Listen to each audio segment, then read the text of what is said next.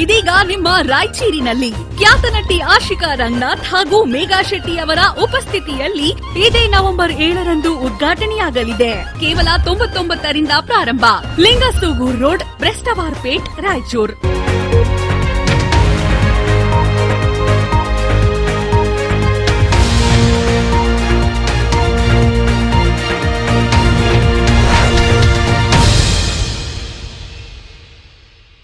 ನಮಸ್ಕಾರ.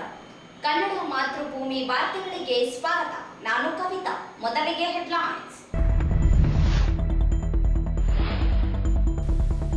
ಪ್ರಧಾನಿ ನರೇಂದ್ರ ಮೋದಿ ಹುದ್ದೆ ಘನತೆ ಅಗೌರವ. 3 ಉಪಚುನಾವಣೆಯಲ್ಲಿ ಕಾಂಗ್ರೆಸ್ಸಿಗೆ ಗೆಲುವು, ಎನ್ಎಸ್ ಬೋಸರಾಜು ವಿಶ್ವಾಸ.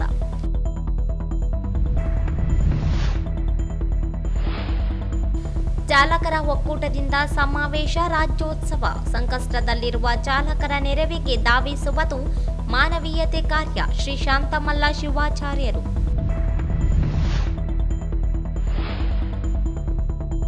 ನವೆಂಬರ್ 8ರಂದು ಕ್ರಾಂತಿಕಾರಿ ಸಾಂಸ್ಕೃತಿಕ ವೇದಿಕೆಯಿಂದ ಸದ್ಗುರು ಶರೀಫ್ ನಾಟಕ ಪ್ರದರ್ಶನ. ದಾನಪ್ಪ ನೀಲಗಲ್.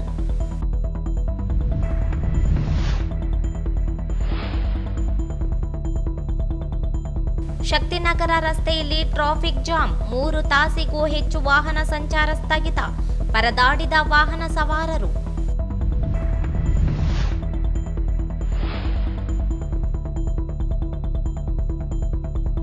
ಕಳಪೆ ಹೆಲ್ಮೆಟ್ ಮಾರಾಟಕ್ಕೆ ವಿರೋಧ. ಪೊಲೀಸರ ಎದುರೇ ಹೆಲ್ಮೆಟ್ ಒಡೆದು ತಡೆಗೆ ಒತ್ತಾಯ.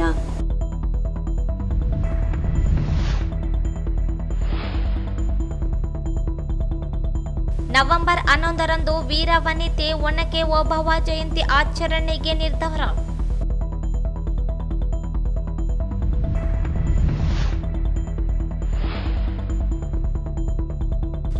ನವೆಂಬರ್ 18ರಂದು ಶ್ರೀ ಕನಕದಾಸ ಜಯಂತಿ ಆಚರಣೆ ಸಿದ್ಧತೆ ಕೈಗೊಳ್ಳಲು ಎಡಿಸಿ ಶಿವಾನಂದ ಭಜಂತ್ರಿ ಸೂಚನೆ.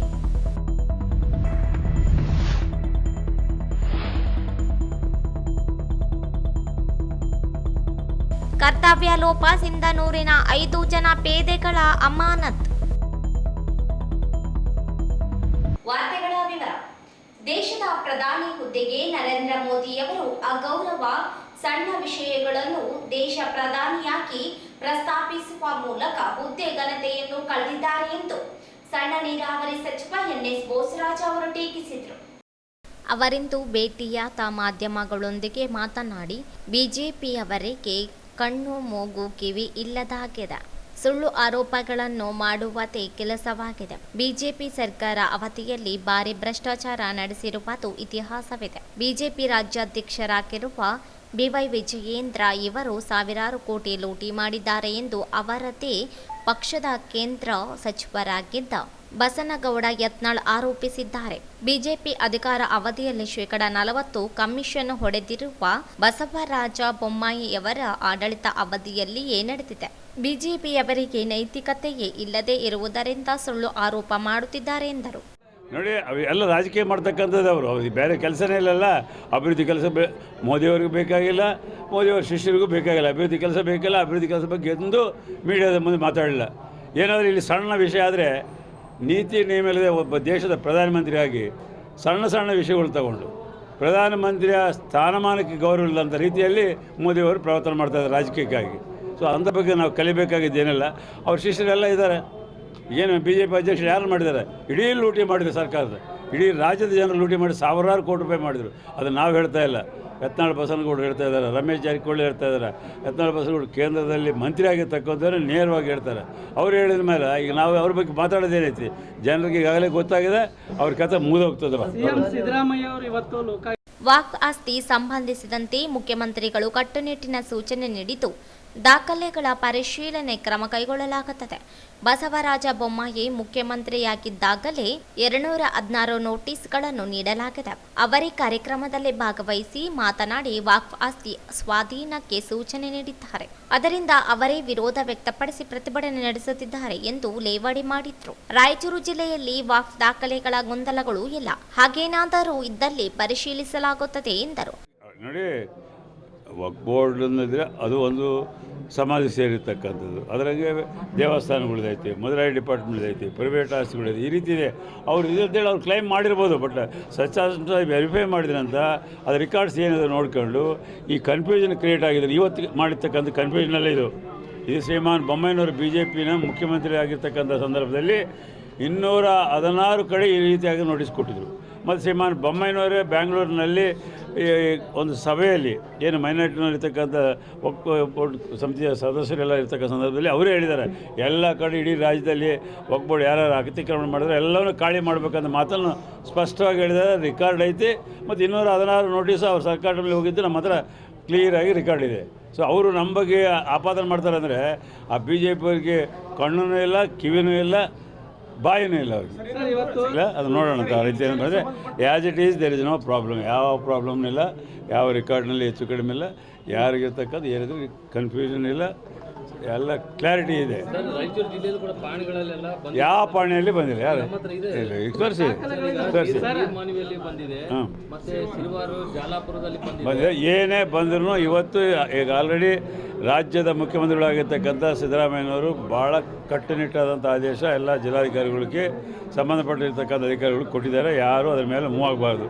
ಅದೇನಾದರೂ ಇದ್ದರೆ ವೆರಿಫೈ ಮಾಡೋಣ, ಯಾಕಾಯಿತು, ಯಾವಾಗಾಯಿತು, ಎದಕ್ಕಾಯಿತು ಅಂತೇಳಿ ನೋಡಿ ಅದನ್ನು ಪರಿಶೀಲನೆ ಮಾಡಿದ ನಂತರ will come to some conclusion ಅಂತೇಳಿ. ಮೂಡ ಪ್ರಕರಣದಲ್ಲಿ ಲೋಕಾಯುಕ್ತರು ನೀಡಿದ್ದ ನೋಟಿಸ್ಗೆ ಮುಖ್ಯಮಂತ್ರಿಗಳು ವಿಚಾರಣೆಗೆ ಹಾಜರಾಗಿದ್ದಾರೆ. ನ್ಯಾಯಾಂಗದ ಮೇಲೆ ನಮಗೆ ವಿಶ್ವಾಸವಿದೆ. ನಿವೇಶನ ಹಂಚಿಕೆ ಪ್ರಕರಣದಲ್ಲಿ ಸಿದ್ದರಾಮಯ್ಯನವರ ಪಾತ್ರ ಏನೂ ಇಲ್ಲ ಎಂದರು. ರಾಜ್ಯದಲ್ಲಿ ನಡೆದಿರುವ 3 ಉಪಚುನಾವಣೆಯಲ್ಲಿ ಕಾಂಗ್ರೆಸ್ ಪಕ್ಷ ಗೆಲುವು ಸಾಧಿಸಲಿದೆ. ಚನ್ನಪಟ್ಟಣದಲ್ಲಿ ತಾತ, ಮಗ, ಮೊಮ್ಮಗ ಕಣ್ಣೀರು ಹಾಕಿ ತಿರುಗಾಡುತ್ತಿದ್ದಾರೆ. ಜನರಿಗೆ ಕಾಂಗ್ರೆಸ್ ಮೇಲೆ ವಿಶ್ವಾಸವಿದೆ. ಶಿಗ್ಗಾಂವ್ನಲ್ಲಿ ಬಸವರಾಜ ಬೊಮ್ಮಾಯಿ ಅವರಿಂದ ಆಗಿರುವ ಅನ್ಯಾಯದ ಕುರಿತು ಜನರಲ್ಲಿ ಅಸಮಾಧಾನವಿದೆ.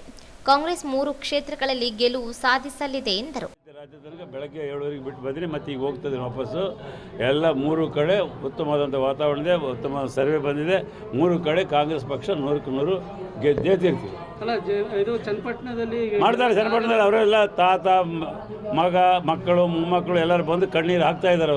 ಅವ್ರ ಕಥೆ ಇದಲ್ಲ, ದೇವೇಗೌಡರ ಫ್ಯಾಮಿಲಿದು ಯಾವಾಗಲೂ ಕಣ್ಣೀರು ಹಾಕ್ತಕ್ಕಂಥದ್ದು. ಹಾಕಲಿ ಪಾಪ, ಯಾರು ಬೇಡ ಅಂತಾರೆ, ನೋಡೋಣ ಅಂತ. ಅದು ನಮ್ಮ ಸೀಟು, ನಮ್ಮ ಜನ ಅಂತಾರೆ ಅವರು ನೋಡಲಿ, ಜನರು ಯಾವ ರೀತಿ ತೀರ್ಪು ಕೊಡ್ತಾರೆ ನೋಡೋಣ ಅಂತ. ಚನ್ನಪಟ್ಟಣ ನೀವೇ ಗೆದ್ದಿರ್ತೀರಿ. ಲೈಕ್ 3 ಕಡೆ ನಾವು ಗೆತ್ತೀವಿ. ಬೊಮ್ಮಾಯಿನವ್ರು ಆಟ ನೋಡ್ತಾ ಇದ್ರಲ್ಲ ಏನೇನು ಮಾಡ್ತಾ ಇದ್ದಾರೆ ಅಂತೇಳಿ. ಅವರು ಕಾಂಗ್ರೆಸ್ನಲ್ಲಿ ರಾಹುಲ್ ಗಾಂಧಿ, ಇಂದಿರಾ ಗಾಂಧಿ, ಸೋನಿಯಾ ಗಾಂಧಿ ಅಂತಾರೆ. ಇವ್ರೇನು ಮಾಡೋರು, ಅವ್ರ ಅಪ್ಪ ಮುಖ್ಯಮಂತ್ರಿಗಳಾಗಿದ್ದರು, ಅವರು ಮುಖ್ಯಮಂತ್ರಿಗಳಾದರು, ಮತ್ತು ಮಗನ ತಂದಿಟ್ಟಿದ್ರು. ಅವ್ರ ಆ ಊರಿನವರೆಲ್ಲ ಅವರು ಹುಬ್ಳಿಯವರು. ಏನು ಅವ್ರು ಹೇಳಲಿಕ್ಕೆ ಯಾರಿಗಾರ ತಾಕತ್ತಿರ್ಬೇಕಾದ್ರೆ ಭಾಳ ಸಮಾಜದಲ್ಲಿ ಇದಿರ್ಬೇಕಾಗತ್ತೆ, ಸ್ಪಷ್ಟವಾದಂಥ ಇದಿರ್ಬೇಕಾಗತ್ತೆ. ಬೆಳಗಿನ ಸಾಯಂಕಾಲದಲ್ಲಿ ಸುಳ್ಳು ಹೇಳೋದು, ಸಿಕ್ಕಿದಾಗ 40% ಭ್ರಷ್ಟಾಚಾರ ಮಾಡಿರ್ತಕ್ಕಂಥ ಬೊಮ್ಮಾಯಿನವರ ಸರ್ಕಾರದಲ್ಲಿ, ಇಡೀ BJP ಸರ್ಕಾರ. ಈ ಸಂದರ್ಭದಲ್ಲಿ ನಗರಸಭೆ ಉಪಾಧ್ಯಕ್ಷ ಸಾಜಿದ್ ಸಮೀರ್, ಮಹಮ್ಮದ್ ಶಾಲಂ, ಬಶೀರುದ್ದೀನ್ ಸೇರಿದಂತೆ ಅನೇಕ ಮುಖಂಡರುಗಳಿದ್ದರು.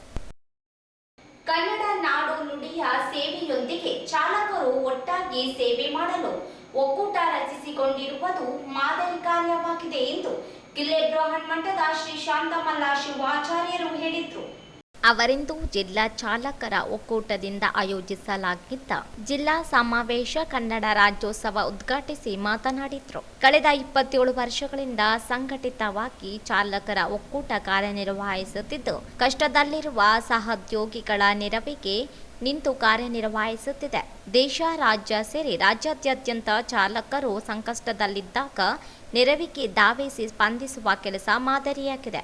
ಪ್ರತಿಯೊಬ್ಬ ಮನುಷ್ಯನಲ್ಲಿಯೂ ಮಾನವೀಯ ಮನಸ್ಸುಗಳು ಹುಟ್ಟಬೇಕಿದೆ. ಚಾಲಕರ ಒಕ್ಕೂಟ ಮತ್ತಷ್ಟು ಬಲಿಷ್ಠವಾಗಿ ಜಿಲ್ಲೆಯಲ್ಲಿ ಬೆಳೆಯಲಿ ಎಂದು ಹಾರೈಸಿದರು.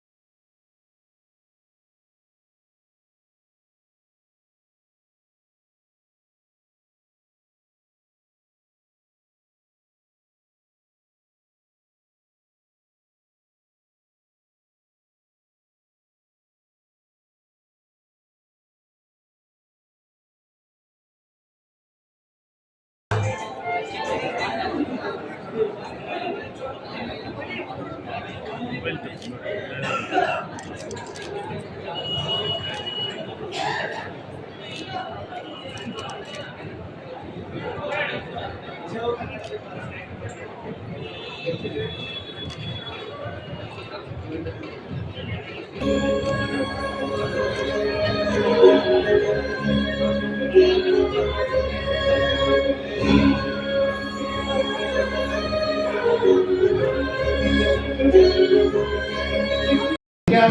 ಪ್ರಕಾರ 9 ಪರಮಾತ್ಮ.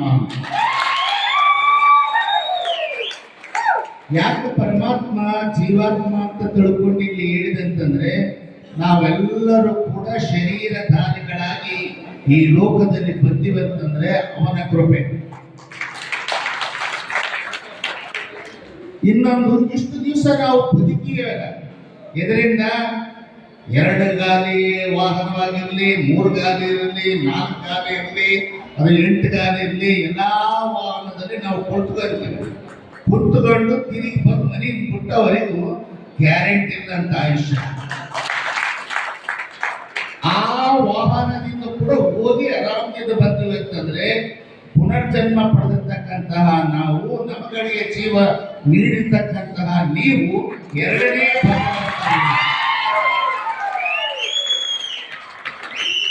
ಗಾಡಿಯಲ್ಲಿ ಡ್ರೈವಿಂಗ್ ಸೀಟ್ ಪಕ್ಕದಲ್ಲಿ ಕೂತಿರ್ತಕ್ಕಂಥವ್ರನ್ನ ನಿದ್ದೆ ಮಾಡಬಹುದು. ಹಿಂದೆ ಕೂತಿರ್ತಕ್ಕಂಥ 3 ಆಗಲಿ 2 ಆಗಲಿ 1 ಆಗಲಿ ನಿದ್ದೆ ಮಾಡಬಹುದು. ಒಂದು ವೇಳೆ ಸ್ಟೇರಿಂಗ್ ಹಿಡ್ಕೊಂಡಂತ ನಿದ್ದೆ ಮಾಡಿದ್ರೆ ಏನಾಗ್ತದೆ? ಏನಾಗಬಹುದು? ಏನಾಗುತ್ತೆ? Date of birth, date of death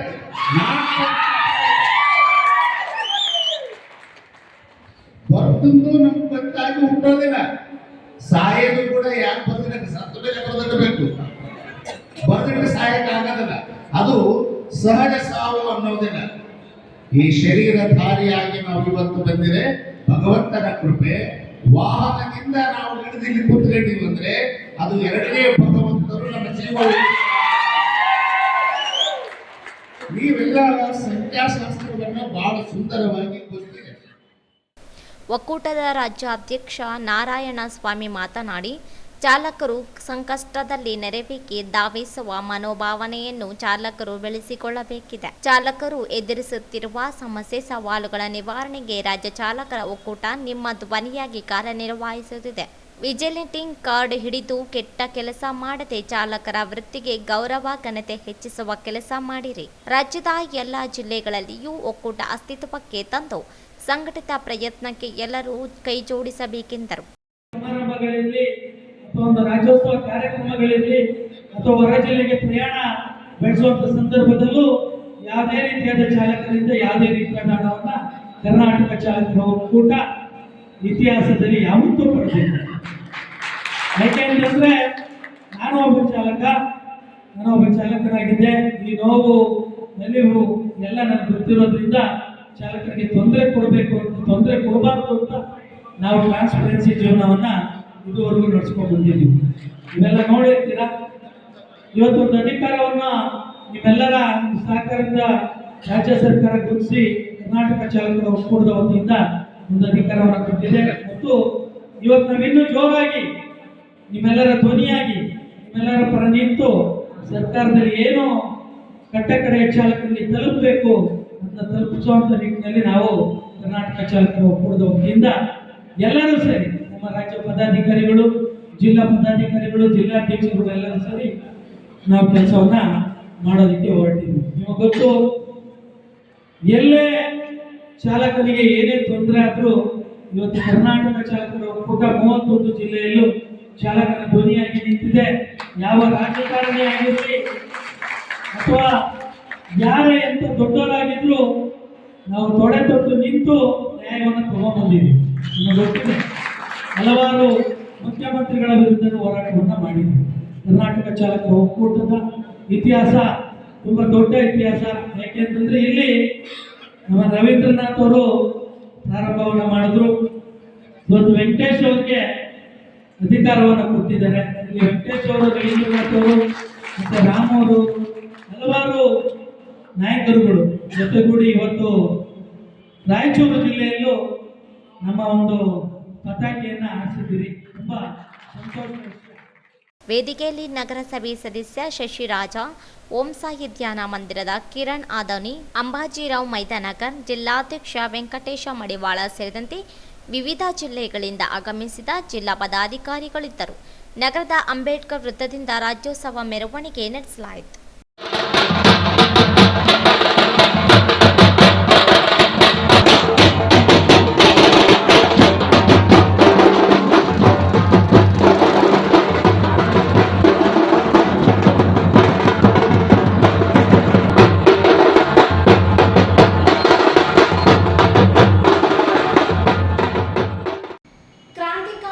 ಸಾಂಸ್ಕೃತಿಕ ವೇದಿಕೆಯ ಕ್ರಾಂತಿ ಕಲಾ ಸಂಘದಿಂದ ನವೆಂಬರ್ 8ರಂದು ಸದ್ಗುರು ಶರೀಫ್ ನಾಟಕವನ್ನು ನಗರದ ಪಂಡಿತ್ ಸಿದ್ದರಾಮ ಜಂಬಲ್ದಿನಿ ರಂಗಮಂದಿರದಲ್ಲಿ ಸಂಜೆ 4 ಗಂಟೆಗೆ ಪ್ರದರ್ಶಿಸಲಾಗುತ್ತದೆ ಎಂದು ವೇದಿಕೆ ಸಂಚಾಲಕ ದಾನಪ್ಪ ನೀಲ್ಗಲ್ ಅವರು ಹೇಳಿದರು. ಅವರೆಂದು ಮಾಧ್ಯಮಗೋಷ್ಠಿ ಉದ್ದೇಶಿಸಿ ಮಾತನಾಡಿ, ಸಮಾನತೆ ಸಂದೇಶ ನೀಡಿರುವ ಸಂತರು ಸಿದ್ಧಾರೂಢರ ಶರಣರು ನಾಡಿಗೆ ನೀಡಿದ ಸಮಾನತೆಯ ಸಂದೇಶವನ್ನು ನಾಟಕದ ಮೂಲಕ ಕಟ್ಟಿಕೊಡುವ ಪ್ರಯತ್ನ ನಡೆಸಲಾಗುತ್ತಿದೆ. ಅನೇಕ ಕ್ರಾಂತಿಕಾರಿ ಗಾಯಕರು, ಹೋರಾಟಗಾರರು ಪ್ರಥಮ ಬಾರಿಗೆ ನಾಟಕದಲ್ಲಿ ಪಾತ್ರಗಳನ್ನು ಪ್ರದರ್ಶಿಸಲಿದ್ದಾರೆ. ರಂಜನ್ ಸಾಬ್ ಉಳ್ಳಗಡ್ಡಿ ರಚಿಸಿರುವ ಸದ್ಗುರು ಶರೀಫ್ ನಾಟಕವನ್ನು ಚಿಂತಕ ನಾಟಕಗಾರ ಕೋಟಗಾನಹಳ್ಳಿ ರಾಮಯ್ಯ ಉದ್ಘಾಟಿಸಲಿದ್ದಾರೆ. ಕಾರ್ಯಕ್ರಮದಲ್ಲಿ ಅತಿಥಿಗಳಾಗಿ ದಾನಪ್ಪ ಸಿ ನೀಲಕಲ್, ಕವಿ ಆರ್ ಮಾನಸಯ್ಯ, ನಾಟಕಗಾರ ತಾಯಣ್ಣ ಯರಗೇರ, ಲಿಂಗಸುಗೂರು ತಾಲೂಕು ಸಾಹಿತ್ಯ ಪರಿಷತ್ ಅಧ್ಯಕ್ಷ ಮಲ್ಲಿಕಾರ್ಜುನ ಗೌಡ, ಆರ್ಸಿಎಫ್ ಜಿಲ್ಲಾಧ್ಯಕ್ಷ ಹನುಮಂತಪ್ಪ ಮನ್ನಾಪುರಿ, ಸಾಹಿತ್ಯ ಪರಿಷತ್ ನಿಕಟಪೂರ್ವ ಅಧ್ಯಕ್ಷ ಮಹಾಂತೇಶ ಮಸ್ಕಿ, ಜನಪದ ಗಾಯಕಿ ಗೌರಿ ಗೌನಾಳ ಭಾಗವಹಿಸಲಿದ್ದಾರೆ. ನಾಟಕ ಆಸಕ್ತರು ಹೆಚ್ಚಿನ ಸಂಖ್ಯೆಯಲ್ಲಿ ಭಾಗವಹಿಸಿ ಯಶಸ್ವಿಗೊಳಿಸುವಂತೆ ಮನವಿ ಮಾಡಿದರು.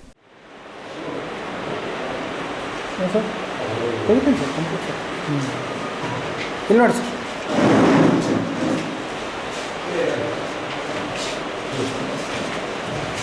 ಹಂಸರೆಡ್ಡಿ ರಂಗ ಸಜ್ಜಿಕೆ ಸದ್ಗುರು ಶರೀಫ ಎನ್ನುವಂಥ ಒಂದು ಕ್ರಾಂತಿಕಾರಿ ರಂಗವನ್ನು ಇಲ್ಲಿರುವಂಥ ರೈತರು ಗೆಳೆಯರು, ಹೋರಾಟದಲ್ಲಿ ಭಾಗವಹಿಸಿದ ಗೆಳೆಯರು, ಇಲ್ಲಿವರೆಗೂ ಕೂಡ ಹಾಡುಗಳನ್ನು ಆಡ್ತಾ ಜನರನ್ನ ಹೋರಾಟಕ್ಕೆ ಮಾಡಿದಂಥವರು ರಂಗಸಂಚಿಕೆ ಪ್ರವೇಶ ಮಾಡಿದ್ದಾರೆ. ಅವರೆಲ್ಲರೂ ಕೂಡ ಈ ಒಂದು ಕ್ರಾಂತಿಕಾರಿ ಹೋರಾಟ ಹಿನ್ನೆಲೆಯಲ್ಲಿ ಸದ್ಗುರು ಶರೀಫನ ನಾಟಕವನ್ನು ಅಭಿನಯಿಸ್ತಾ ಇದ್ದಾರೆ. ಅದಕ್ಕೆ ತಮ್ಮೆಲ್ಲರ ಸಹಕಾರ, ಸಾರ್ವಜನಿಕ ಸಹಕಾರವನ್ನು ನಾವು ಕೊಡ್ತಾ ಇದ್ದೀವಿ. ಬಹುಶಃ ಸದ್ಗುರು ಶರೀಫ ಅಂತಂದರೆ ಈ ನಾಡಿನಲ್ಲಿ ಹುಟ್ಟಿದಂಥ ಬುದ್ಧ, ಬಸವ, ಅಂಬೇಡ್ಕರ್ ನಿಂತು ಸಾಧು ಸಂತರು, ಸಿದ್ಧಾರೂಢರು ಇವರೆಲ್ಲರೂ ಕೂಡ ಆಗಿನ ಕಾಲಘಟ್ಟದ ಒಂದು ಸಾಮಾಜಿಕ ವ್ಯವಸ್ಥೆಯ ವಿರುದ್ಧ, ಧರ್ಮದಲ್ಲಿ ನಡೆಯುವಂಥ ಅನ್ಯಾಯದ ವಿರುದ್ಧ, ಮನುಷ್ಯರಲ್ಲಿ ನಡೆಯುವಂಥ ಅಸಮಾನತೆಯ ವಿರುದ್ಧ, ತಾರತಮ್ಯ ಸಿದ್ಧಂತ ಇವರೆಲ್ಲರೂ ಕೂಡ ಹಿಂದಿನ ಸಮಾಜದಲ್ಲಿ ಅವರಿಗೆ ಒಂದು ಜಾತಿಯ ಬಣ್ಣವನ್ನು ಕಟ್ಟುವುದು, ಅವರ ದೇವರನ್ನಾಗಿ ಮಾಡೋದು, ಅವರ ಸಂದೇಶವನ್ನು, ಅವ್ರು ಹಾಕಿಕೊಟ್ಟಂಥ ಹೋರಾಟ ಮಾರ್ಗವನ್ನು, ಅವರು ಅಂದ್ಕೊಂಡಂಥ ಸಮಾನತೆ ಸಮಾಜವನ್ನು ಕಟ್ಟೋದಕ್ಕೆ ನಾವೆಲ್ಲರೂ ಕೂಡ ಇವತ್ತು ದಿವಸ ಮತ್ತೆ ಪಡ್ಕೊಳ್ಳುವಂಥ ಒಂದು ಈ ಕಾಲಘಟ್ಟದಲ್ಲಿ ಸದ್ಗುರು ಶರೀಫರ ಈ ಒಂದು ನಾಟಕ ಹಾಸ್ಯ ಕಲಾಕಾರರಿಂದ ಮಾಡೋದು ಭಾಳ ಸದ್ಯದ ಪರಿಸ್ಥಿತಿ ಭಾಳ ಮಹತ್ವವಾದಂಥ ನಾನು ಬಯಸ್ತೀನಿ. ಈ ಒಂದು ನಾಟಕದ ಉದ್ಘಾಟನೆ ಖ್ಯಾತ ಕವಿ, ಚಿಂತಕರು, ವಿದ್ವಾಂಸರಾದಂಥ ಕೋಟಗಾನಹಳ್ಳಿ ರಾಮಯ್ಯ ಕೋರ ಇವರು ಈ ಉದ್ಘಾಟನೆಯನ್ನು ಮಾಡ್ತಿದ್ದಾರೆ. ಅತಿಥಿಗಳಾಗಿ ಶ್ರೀ ದಾನಪ್ಪ ನಿಲೋಗರ್, ಆರ್ ಮಾನಸಯ್ಯ, ಕವಿ, ಚಿಂತಕರು, ಅಮರಜ್ಞಾನಪೀಠ ಹೆಸರು, ಮಹಾಂತೇಶ್ ಮಸ್ಕಿ, ಮಾಜಿ ಜಿಲ್ಲಾಧ್ಯಕ್ಷರು ಕಾಸಪ್ಪ ಮಸ್ಕಿ. ನಾಟಕ ರಚಿಸಿ ನಿರ್ದೇಶಕ ರಂಜನ್ ಸಾಬ್ ಉಳ್ಳಗಡ್ಡಿ ಮಾತನಾಡಿ, ನಾಡು ಕಟ್ಟುವ ಕೆಲಸದಲ್ಲಿ ಶರಣರು, ಸಂತರು, ಸಿದ್ಧಾರೂಢರ ಕೊಡುಗೆ ಅಪಾರವಾಗಿದೆ. ಆದರೆ ಮಹನೀಯರನ್ನು ಜಾತಿ ಧರ್ಮದ ಹೆಸರಿನಲ್ಲಿ ದೇವರನ್ನಾಗಿಸಿ ಅವರ ಸಂದೇಶಗಳನ್ನು ಮರೆಸಲಾಗುತ್ತಿದೆ. ಮನುಷ್ಯ ಪ್ರೀತಿಯ ಸಂದೇಶ ನೀಡಿದ, ಜಾತಿ ಪಂಥ ಪ್ರೀತಿಯನ್ನು ಮೀರಿದ ಶರೀಫ್ ಸಂದೇಶ ಸಮಾಜಕ್ಕೆ ನೀಡಲು ನಾಟಕ ರೂಪದಲ್ಲಿ ಪ್ರದರ್ಶನವಾಗುತ್ತಿದ್ದು, ಆಸಕ್ತರು ಭಾಗವಹಿಸಿ ಬೆಂಬಲಿಸಬೇಕೆಂದರು. ಈ ನಾಡನ್ನು ಕಟ್ಟುವುದರಲ್ಲಿ ಸೂಫಿಗಳ ಪಾತ್ರ, ಈ ನಾಡನ್ನು ಕಟ್ಟುವ ಆರೂಢ ಅವರೂಢರ ಪಾತ್ರ, ಈ ನಾಡನ್ನು ಕಟ್ಟುವುದರಲ್ಲಿ ಕೃಷಿಕರ ಪಾತ್ರ, ದಮನಿಕರ ಪಾತ್ರ ಏನು ಅಂತಕ್ಕಂಥದ್ದನ್ನು ನಾವು ಈ ನಾಟಕದ ಮುಖಾಂತರ ಹೇಳಲು ಬಯಸಿದ್ವಿ. ಮತ್ತೆ 20ನೇ ಶತಮಾನದಲ್ಲಿ ಯಾವ ಸಂತರು ಈ ನಾಡನ್ನ ಕಟ್ಟುವಲ್ಲಿ ಶ್ರಮ ಬಿದ್ದರು, ದಮನಿತರನ್ನ ಒಟ್ಟುಗೂಡಿಸಿದ್ರು, ಹೋರಾಟವನ್ನ ಮಾಡಿದರು, ಸ್ವಾತಂತ್ರ್ಯ ಚಳವಳಿಯಲ್ಲ ಭಾಗವಹಿಸಿದ್ರು. ಆ ಶರಣರು ಸಂತರೆಲ್ಲ ನಾವಿವತ್ತು ಅವ್ರನ್ನ ಪವಾಡ ಪುರುಷರನ್ನಾಗಿ ಮಾಡಿದ್ದೀವಿ. ಬಟ್ ನಾವು ನಮ್ಮ ನಾಟಕದಲ್ಲಿ ಅವರು ಮನುಷ್ಯ ವರ್ಗದ ಅತ್ಯಂತ ಮಾನವೀಯತೆ ಉಳ್ಳುವಂಥವರು ಅಂತಕ್ಕಂಥದ್ದನ್ನ ಈ ನಾಟಕದಲ್ಲಿ ತೋರಿಸ್ತೀವಿ. ಮತ್ತೆ ನಾವು ಪುರಾಣಗಳಲ್ಲಿ ಅದು ಕೇಳಿದಂಗೆ ಯೋಗಿಜರು ಯಾರು ದೇವರಲ್ಲ ಅಂತಕ್ಕಂಥ ಸಂದೇಶವನ್ನ ಹೋರಾಟ ಪ್ರತಿಯೊಬ್ಬರ ಜೀವನದಲ್ಲಿ ಹೋರಾಟ ಮಾಡುವವರು ಗೆದ್ದೇ ಗೆಲ್ತಾರೆ ಅನ್ನೋ ಒಂದು ಸಂದೇಶವನ್ನ ಈ ನಾಟಕ ಮುಖಾಂತರ ಹೇಳ್ತಾ ಇದ್ದೀವಿ. ಜಾತಿ ಇಲ್ಲ, ಪಂಥ ಇಲ್ಲ, ಇರೋದು ಒಂದೇ ಮನುಷ್ಯ ವರ್ಗ. ಆ ಮನುಷ್ಯ ವರ್ಗವನ್ನು ನಾವು ಪ್ರೀತಿಸೋಣ ಮತ್ತು ಮಾನವ ಧರ್ಮವನ್ನು ಕಟ್ಟೋಣ ಅನ್ನುವ ಸಂದೇಶದೊಂದಿಗೆ ಈ ನಾಟಕವನ್ನು ಮುಕ್ತಾಯಗೊಳಿಸ್ತಾ ಇದ್ದೀವಿ. ಎಲ್ಲರಿಗೂ ಮನುಷ್ಯ ಪ್ರೀತಿಯನ್ನು ಹಂಚುವಲ್ಲಿ ಈ ನಾಟಕ ಯಶಸ್ವಿ ಆಗಲಿ ಅನ್ನುವ ಒಂದು ದೊಡ್ಡ ಸಂದೇಶದೊಂದಿಗೆ ನಮ್ಮ RC ಕಲಾ ತಂಡದವರು ಈ ನಾಟಕದಲ್ಲಿ ಅಭಿನಯಿಸ್ತಾ ಇದ್ದಾರೆ. ಅವರು ಪ್ರಪ್ರಥಮವಾಗಿ ನಾಟಕ ಅಭಿನಯಿಸ್ತಾ ಇದ್ದಾರೆ. ಆಮೇಲೆ ಇದುವರೆಗೂ ಕೂಡ ಒಳ್ಳೆ ಗಾಯಕರು, ಒಳ್ಳೆ ಅನುಭವಿಗಳು ಪ್ರಪ್ರಥಮವಾಗಿ ಅಭಿನಯಿಸ್ತಾ ಇದ್ದಾರೆ, ಚೆನ್ನಾಗಿ ಅಭಿನಯಿಸ್ತಿದ್ದಾರೆ. ಈ ಪ್ರಯೋಗವನ್ನು ಯಶಸ್ವಿ ಮಾಡಲು ತಾವೆಲ್ಲ ಪತ್ರಿಕಾ ಮಿತ್ರರು ಆಮೇಲೆ ಎಲ್ಲ ಮೀಡಿಯಾ ಮಿತ್ರರು ಯಶಸ್ವಿಗೊಳಿಸಿ ನಾಟಕವನ್ನು ಯಶಸ್ವಿಗೊಳಿಸ್ತೀರಂತ ನಂಬಿ 12 ಮಾತು ಮುಗಿಸ್ತಾ ಇದ್ದಾರೆ. ಹತ್ತಿ ಮಾರುಕಟ್ಟೆಗೆ ಗ್ರಾಮೀಣ ಪ್ರದೇಶಗಳಿಂದ ಅತಿ ಹೆಚ್ಚು ವಾಹನಗಳು ಆಗಮಿಸುತ್ತಿರುವುದರಿಂದ ರಾಯಚೂರು ಶಕ್ತಿನಗರ ರಸ್ತೆ ಸರಿಸುಮಾರು 3 ಗಂಟೆಗೂ ಅಧಿಕ ಸಂಚಾರ ಸ್ಥಗಿತಗೊಂಡು ವಾಹನ ಸವಾರರು ಪರದಾಡಿದ ಘಟನೆ ನಡೆದಿದೆ. ಹತ್ತಿ ಮಾರುಕಟ್ಟೆಗೆ ಆಗಮಿಸಿರುವ ಹತ್ತಿ ತುಂಬಿದ ವಾಹನಗಳು ರಸ್ತೆಯಲ್ಲಿ ನಿಲುಗಡೆಯಾಗಿದ್ದು ಸಂಚಾರಕ್ಕೆ ತೀವ್ರ ಅಡ್ಡಿಯಾಗಿದೆ. ಹೆಲ್ಮೆಟ್ ಇಲ್ಲದೆ ವಾಹನಗಳನ್ನು ಹಿಡಿಯುವ ಕೆಲಸದಲ್ಲಿ ತೊಡಗಿರುವ ಸಂಚಾರಿ ಪೊಲೀಸರಿಗೆ ವಾಹನ ದಟ್ಟಣೆ ನಿಯಂತ್ರಿಸಲು ಸಾಧ್ಯವಾಗದೇ ಹೋಗಿದೆ. ವಾಹನಗಳ ಸಂಚಾರ ನಿಲುಗಡೆಯಾಗಿದ್ದರಿಂದ ಆಂಬ್ಯುಲೆನ್ಸ್ ವಾಹನವೊಂದು ಸಿಲುಕಿ ಪರದಾಡಿದ ಘಟನೆಯೂ ನಡೆಯಿತು.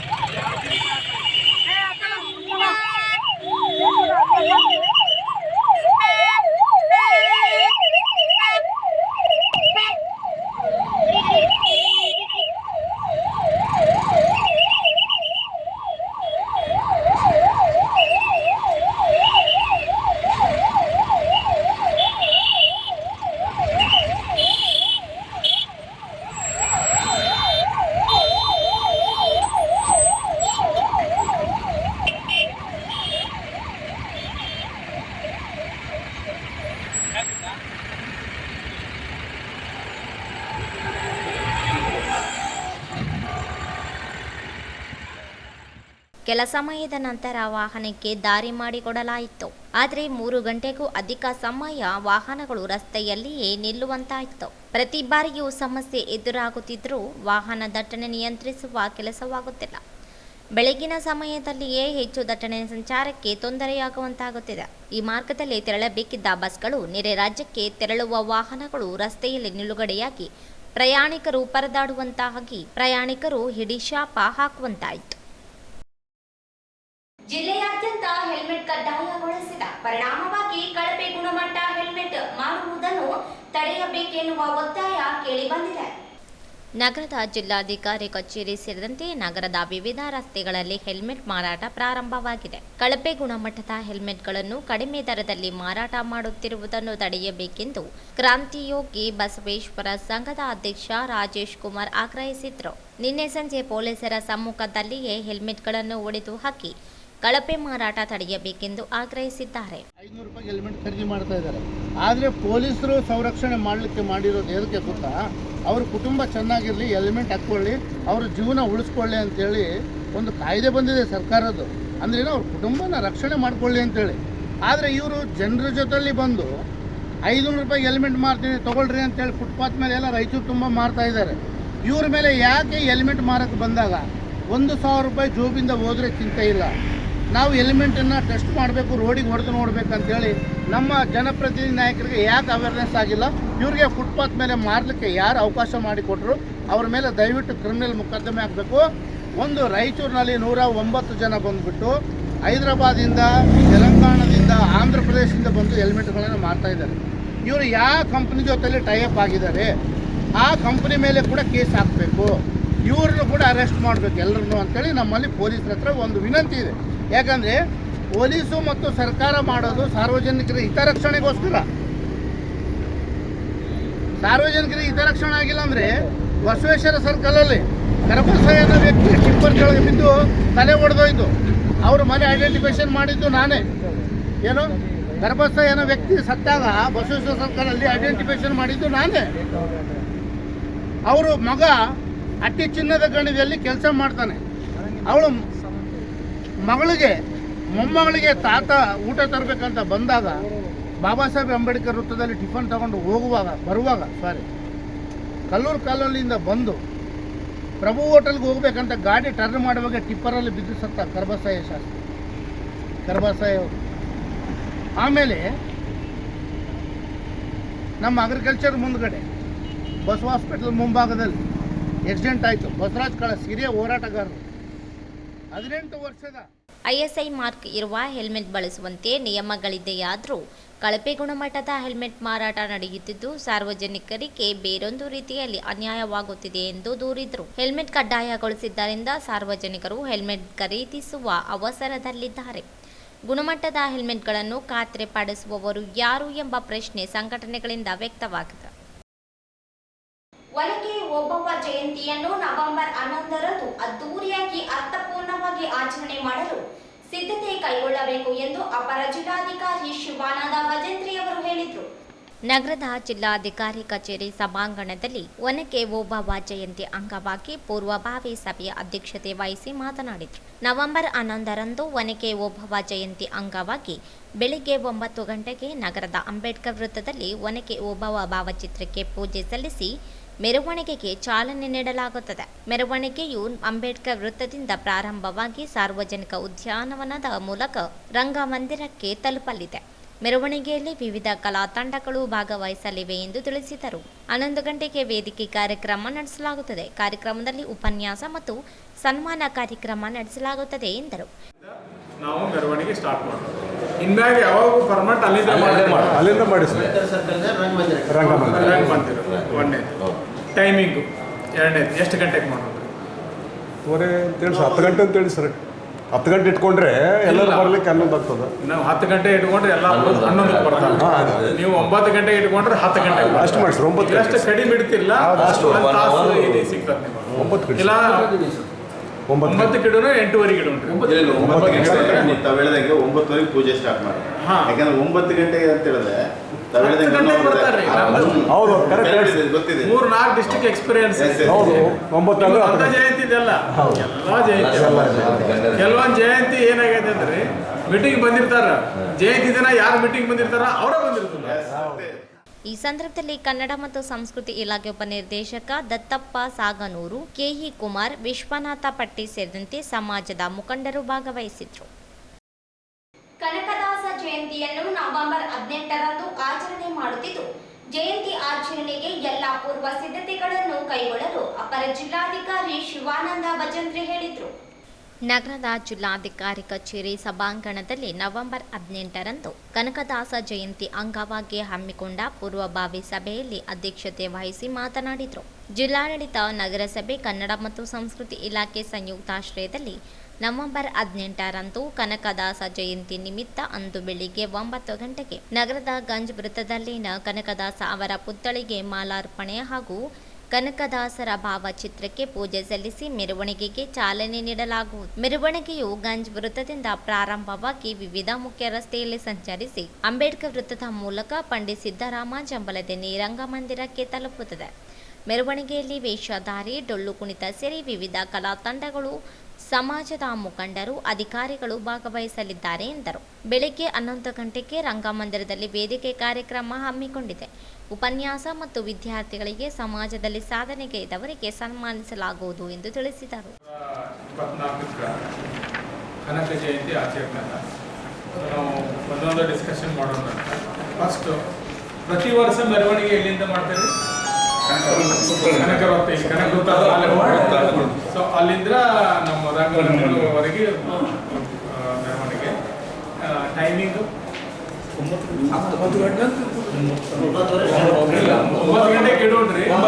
ಎಲ್ಲ ಜನ 9:30 10 ಗಂಟೆಗೆ ಬರ್ತಾರೆ. 10 ಗಂಟೆಗೆ ಮಾಡಿದ್ರೆ ಅಲ್ಲೇ 11 ಗಂಟೆಗೆ ಪ್ರೋಗ್ರಾಮ್ ಎಲ್ಲ 9 ಗಂಟೆಗೆ 9 ಗಂಟೆಗೆ ಇಡೋಣ. ಕಲಾ ತಂಡ ನಾವು ಒಂದು ಟೀಮ್ ಕೊಡ್ತೇವೆ ರೀ. ಸೊ ಯಾವುದನ್ನು ನೀವೇ ಚಾಯ್ಸ್ ಮಾಡಿರ್ಬೇಕು ಕರ್ನಾಟಕ.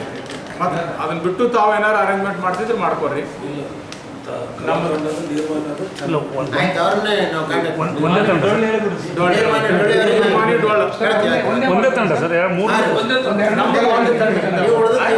ನೀವೇನಾರ ಸಮಾಜದಿಂದ ಮತ್ತೆ ನೀರು ಮಾನವಿ ಹೇಳ್ತೇವೆ. ಬೇರೆ ಬರ್ತವೆ ಬರ್ಲಿ ಬಿಡ್ರಿ. ನಾವು ನೀರು ಮಾನವಿ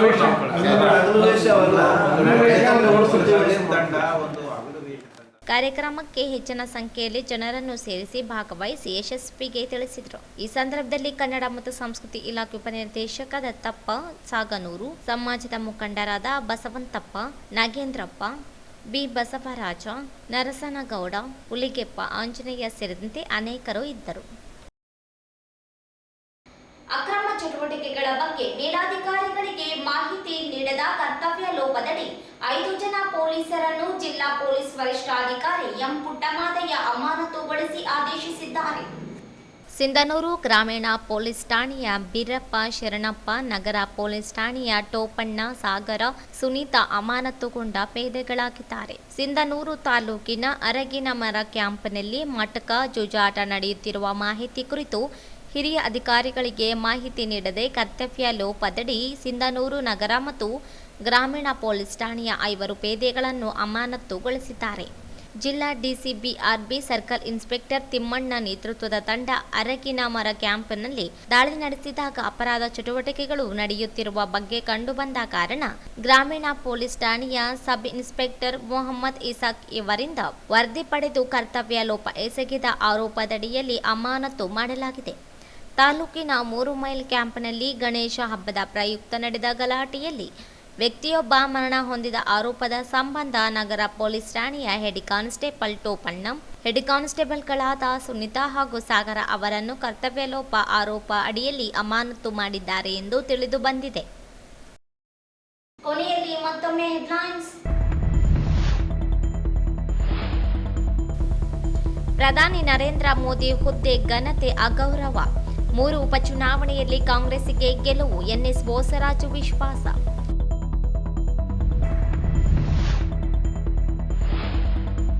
ಚಾಲಕರ ಒಕ್ಕೂಟದಿಂದ ಸಮಾವೇಶ, ರಾಜ್ಯೋತ್ಸವ. ಸಂಕಷ್ಟದಲ್ಲಿರುವ ಚಾಲಕರ ನೆರವಿಗೆ ಧಾವಿಸುವುದು ಮಾನವೀಯತೆ ಕಾರ್ಯ, ಶ್ರೀ ಶಾಂತಮಲ್ಲ ಶಿವಾಚಾರ್ಯರು.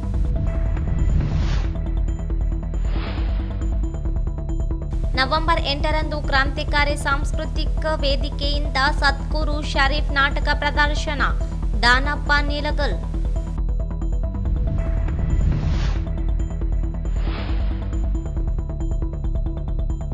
ಶಕ್ತಿನಗರ ರಸ್ತೆಯಲ್ಲಿ ಟ್ರಾಫಿಕ್ ಜಾಮ್, 3 ತಾಸಿಗೂ ಹೆಚ್ಚು ವಾಹನ ಸಂಚಾರ ಸ್ಥಗಿತ, ಪರದಾಡಿದ ವಾಹನ ಸವಾರರು.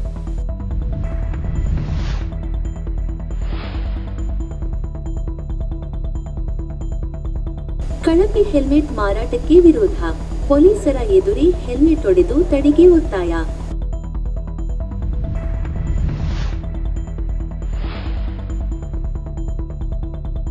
ನವೆಂಬರ್ 11ರಂದು ವೀರ ವನಿತೆ ಒನಕೆ ಓಬವ್ವ ಜಯಂತಿ ಆಚರಣೆಗೆ ನಿರ್ಧಾರ.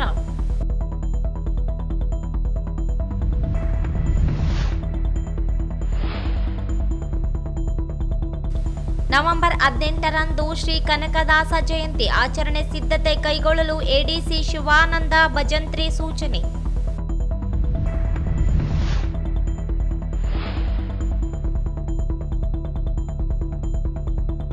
ಕರ್ತವ್ಯ ಲೋಪ ಸಿಂಧನೂರಿನ 5 ಜನ ಪೇದೆಗಳ ಅಮಾನತ್. ಇಲ್ಲಿಗೆ ವಾರ್ತಾ ಪ್ರಸಾರ ಮುಕ್ತಾಯವಾಯಿತು. ಮುಂದಿನ ವಾರ್ತೆಗಳೊಂದಿಗೆ ಭೇಟಿಯಾಗೋಣ. ವಂದನೆಗಳು.